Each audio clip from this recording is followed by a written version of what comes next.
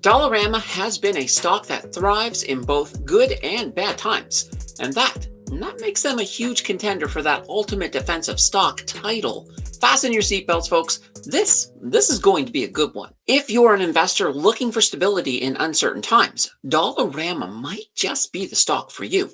In this video, we're gonna break down why Dollarama is considered a recession-proof defensive stock, how it continues to grow despite economic headwinds, and what the new 25% US tariffs on Canadian imports could mean for its future. Dollarama is Canada's largest dollar store chain, operating over 1,500 locations nationwide.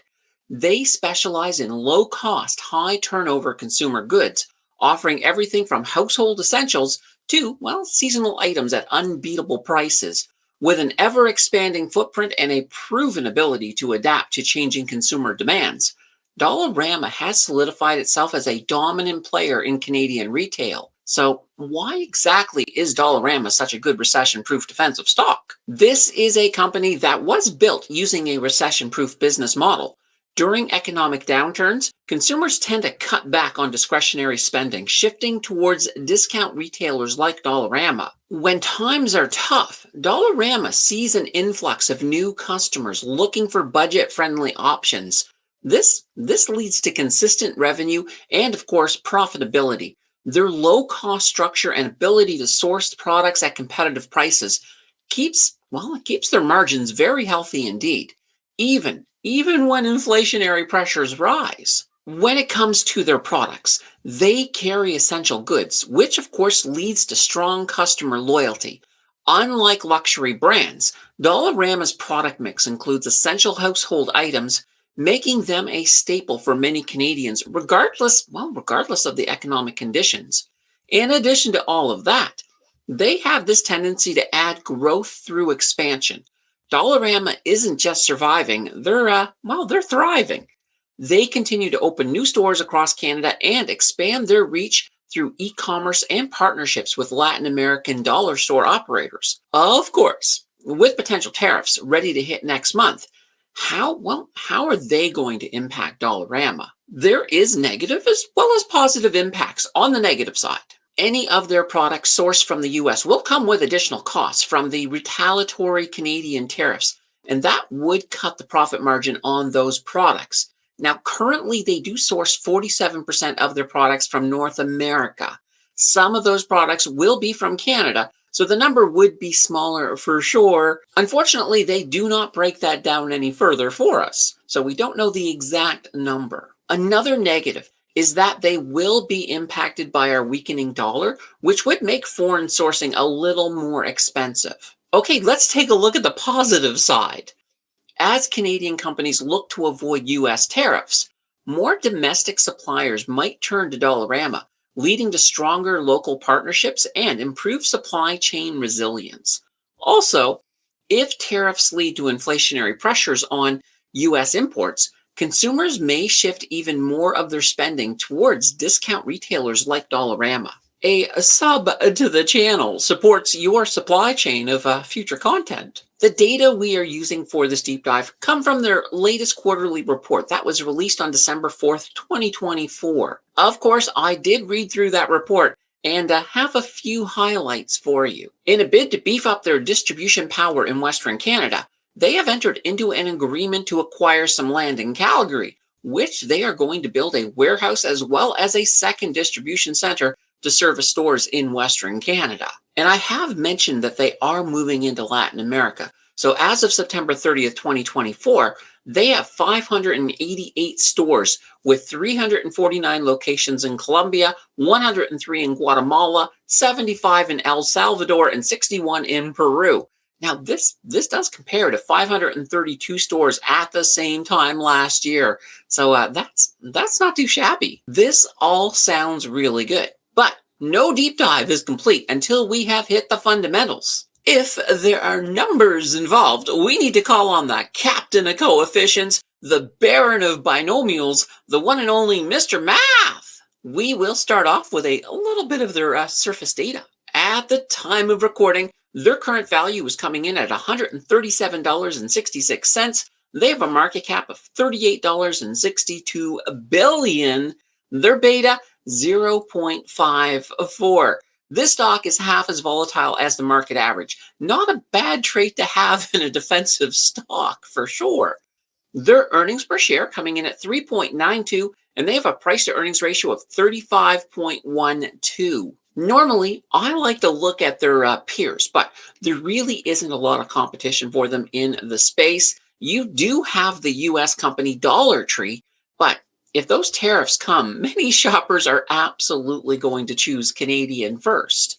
In fact, many shoppers are already starting that trend. Their price to book ratio, that's coming in at 30.65. Looking at their return on equity, oh boy, 156.46%. This is a huge number, and I will admit it is skewed up due to Dollarama's aggressive use of debt to power their expansion. We're of course going to get to that debt in just a little bit here. Their return on assets, 16.58%. Their surface data looks pretty solid. We can see some good signs of a defensive stock in there. And of course, we also have that debt situation, but we're going to get to that. Let's dive a little deeper and take a look at their cash data. Their revenue is coming in at $6.17 billion per year. The earnings on that, $1.10 billion. Now, those earnings, they're projected to grow by 9.4% per year. Their profit margin, not too shabby, 17.85%. The free cash flow, that's coming in at $1.34 billion, and their operating cash flow coming in at $1.55 billion. I do like a healthy cash flow for sure. Okay, let's take a look at their fair value. So that current value for this calculation was coming in at $137.66. The fair value after we apply a discounted cash flow model comes in at $65.84. So that does paint them as being overvalued by 109.1%. Holy banana bread. That's quite a bit. Once again, though, the way they are using debt is skewing the fair value down. So you may need to take this with a grain of salt. What I do think is more revealing is that 1-year target. And that's coming in at $145.29. So that is a 5.5% increase in their share value. Overall, I do like their cash situation, and they have a very healthy cash flow, which is never a bad thing. Let's turn the page and take a look at their returns. Now, they do have a dividend. That yield comes in at 0.267%. It is a quarterly dividend of 9.2 cents per share. The payout ratio on that is 8.44%. And if we look at their 5-year average dividend increase, that's also pretty healthy, 25%. Switching over to returns, on their 3-year, that return on investment comes in at 113.57%.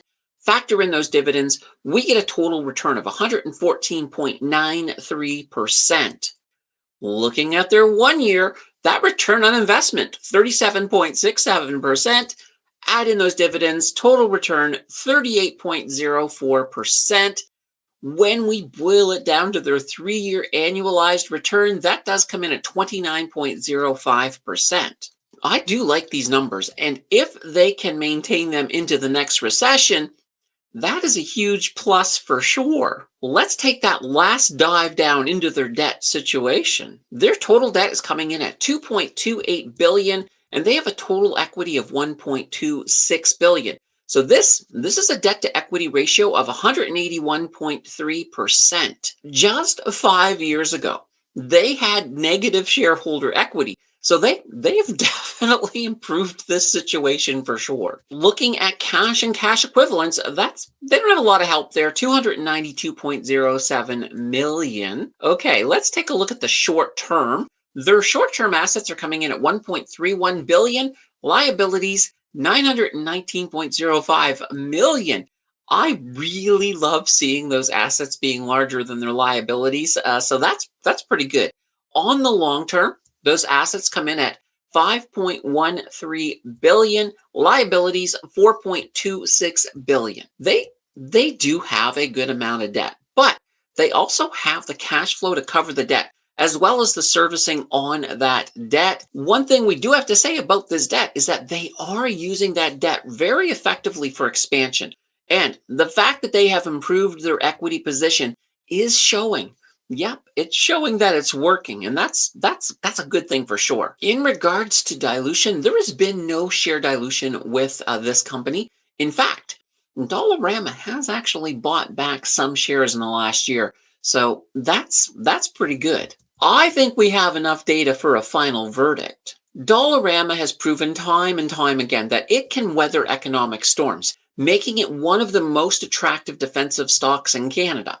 With a business model that thrives in downturns and a history of strong financial performance, this retail giant is well positioned to navigate the uncertainties ahead. When it comes to investing, this is a safe bet and maybe one of the few stocks that look pretty good when the sky is falling. They are without a doubt one of the top recession-proof defensive stocks out there. In addition to being defensive, this is also one of those circle the wagon, hold forever stocks. I do think they're a good investment on the long term for sure. Of course, if you're an income investor, you're not going to like this stock very much. The dividend is pretty darn low, and you can probably gain some exposure to it in one of your covered call ETFs without a doubt. When it all boils down, this is absolutely a growth stock for sure. I did ask if it is the best defensive stock. I don't know if I would go quite that far, but it definitely is near the top. No doubt about it. If you are interested in Dollarama, don't forget to put in a whole heaping helping of due diligence before you place any of your hard-earned money on the table. Let's continue that learning journey by checking out this video on speculative investing. Thank you for watching, and I will see you in the next video.